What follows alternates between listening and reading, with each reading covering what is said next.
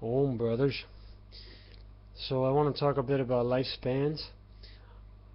People seem to talk a lot about long lifespans. They want to have a long life, and frankly, I don't understand why. Because the first thing we need to do is consider the quality of life and what we're trying to do. If you thought that maybe there isn't enough time for your goal, then yeah, maybe we should be looking for a really long life.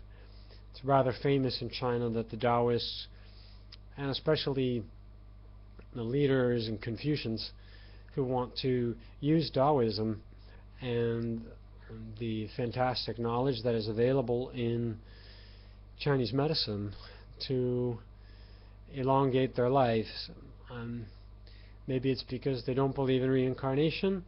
They're playing around with their bodies and trying to get as many highs as possible before what is, according to them, this big curtain going over and it's all over and you don't have any responsibility.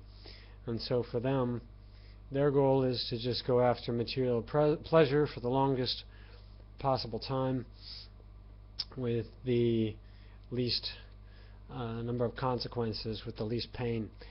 And we cannot say that the yogis, always live longer than the regular people. We can only say that generally they do.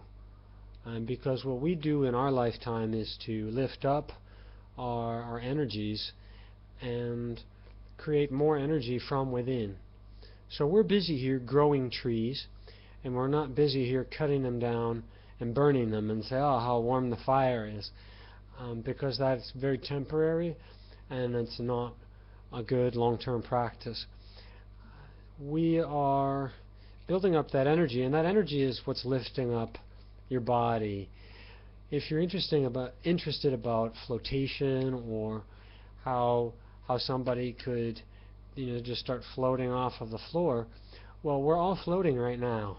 All of us are floating right now. We're carrying a very heavy dead body, and that's what our spirit is doing.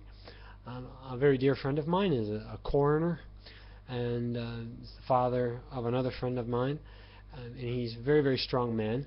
He has to lift weights, and I think it's part of him relieving stress from seeing dead people, and also it helps him pick the dead people up.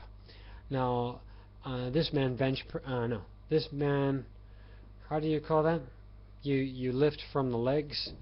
The squats, yes, he squats 700 plus pounds.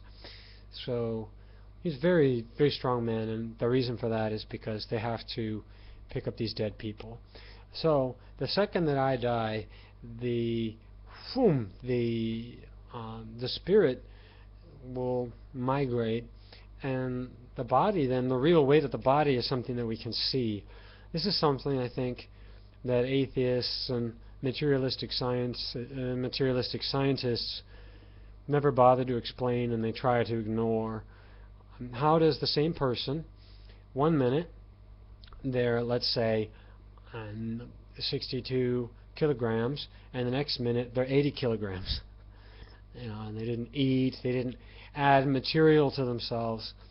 There's a lot of aspects of the spiritual aspect of the body that the doctors and so-called scientists are deliberately ignoring because it doesn't match their twisted and unusual worldview, and this is one of them. I mean, you start talking even about the heartbeat, they're like, well, that's electricity. Well, can we just plug me into a socket, or what electricity is that? And why is it when somebody dies, they say they always die, and the heart stops beating? They check to see if the heart's beating, or the brain, if the brain has waves or not. But people have come back from that. But scientists and doctors cannot bring people back with these electric currents or coarse things that they're using, and it's because the soul is already gone. And Saint Teresa of Avila, she was gone without a heartbeat for around 2 weeks, I think, and then she came back because she decided to. Her father was calling her. Her grave was already dug, everything was ready, and everybody was calling her father crazy. because she had no heartbeat and she was certainly dead, as they said.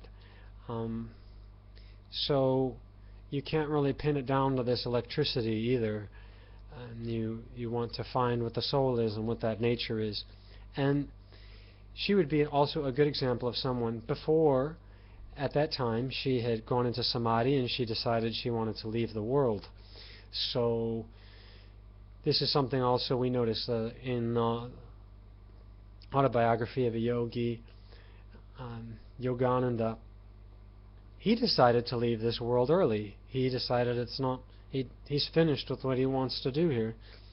So why would you live past 60, 70, 80? And well, other monks and yogis, they find life enjoyable even though they're sick of society, and they generally have a good routine going, and they keep it going until they're very, very old, and they let themselves die fairly naturally when they're in pain. They can control the experience, and they can control where this vibration goes. It's something they train and work for a long time. So generally yogis live to be a longer time, but yogis can choose to leave their bodies at an earlier age. Yogis can also be the victims of accidents, though I've never heard of such a thing, because generally we are protected by God, and we've had some pretty odd incidents happen where this protection has been very well displayed. I myself have escaped death many times. I was also the victim of a beating by 4 soldiers at once. I was knocked out, and immediately I just got up and I walked home with no cuts or bruises or broken bones or anything. My friends at the time thought it was a miracle. The police saw the video. They thought it was insane. But I was just fine. I was like a rubber band. It was like Gumby, I'm just relaxed in my justice of the moment, that I'm doing the right thing. I'm pushing for the right thing. And, because I'm going to be me, I want to realize Atman. I have my moksha. I'm going to be me, and I won't waste my life thinking about all the possible harms that might be done to me. If these harms come to me because of me being who I am, and particularly me standing up for social justice, then so be it. As our Chinese director friend said, you can't predict when these powers that be will come harass you, so you might as well not try to predict it. You might as well just be yourself and do what you think is right, and if something happens, just accept it. So we also have the story of Rastus going through the front of a car windshield. He wasn't wearing a seatbelt, and he went completely through the front windshield of a car, and he just walked straight home. Yeah, perfectly fine. So I think I get this impression built up from these incidents that we are indeed protected by God, and we won't just have some freak accident and die. That's my impression. Also something, you have good karma saved up from thousands of lifetimes. You can burn that away with drugs or burn that away in different ways. I just heard of an old lady. She lived to be 101 years old, and she was a meat eater. And I just made this video about vegetarianism, so I thought I should mention how you would explain that. Well, when you're sinning, you're always suffering. It's not an enjoyment to eat cadavers, to drink blood, to see dead eyes on your plate. It's not enjoyment, and it's a very negative vibration, and that would certainly reduce this person's vitality over time. So she must have had very good karma from previous lives that kept her physical body going for a long time. Living to 101 years old, was she really happy? If we asked her, did you attain your goals in life? Did you get anywhere specifically? I think she would probably already be regressing into a childlike state. She wouldn't have much to say. I don't think it's frankly all that useful for a person like that to live to 101 years old. And it's not really particularly our goal as yogis to just be using oxygen, wasting oxygen on the earth, and just sitting here without this purpose. So anyway, again, yogis will live generally longer than everybody else. We will be generally protected by God. We do reserve the right to leave this earth whenever we please, and we prefer quality of life over quantity of life.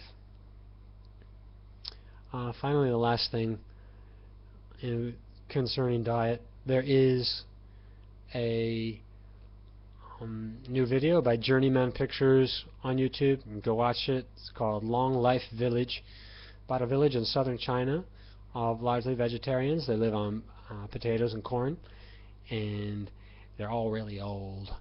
So concerning maintaining the body, of course, using fresh foods and simple foods, and living in lower stress but in sharper intellect will definitely give you a better quality and often a better longevity in your life. So amen and om. What we're trying to do, if you thought that maybe there isn't enough time for your goal, then yeah, maybe we should be looking for a really long life.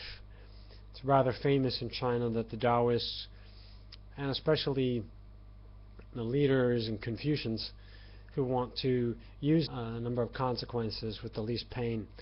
And we cannot say that the yogis always live longer than the regular people.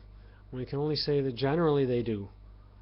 Because what we do in our lifetime is to lift up. Om, brothers. So I want to talk a bit about lifespans. People seem to talk a lot about long lifespans. They want to have a long life. And frankly, I don't understand why, because the first thing we need to do is consider the quality of life and Taoism and the fantastic knowledge that is available in Chinese medicine to elongate their lives. Maybe it's because they don't believe in reincarnation. They're playing around with their bodies and trying to get as many highs as possible before what is, according to them, this big curtain going over and it's all over and you don't have any responsibility. And so for them, their goal is to just go after material pleasure for the longest possible time with the least